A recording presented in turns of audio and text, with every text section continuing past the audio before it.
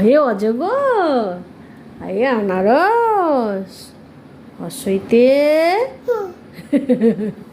ইঁদুর, দীর্ঘইতে ঈগল, হর্ষৌতে উট, দীর্ঘৌতে উষা। উষা কেন কেন কেন কি অবস্থা করেছে মুখটার? অয়ে অজগর, আয়ে কি কি হয়েছে কি বলো? এটা দেখাবো দেখাবো? আচ্ছা তাড়াতাড়ি খেয়ে নে। ওই আই মুখে নিয়ে বসে আছে, খেয়ে নাও।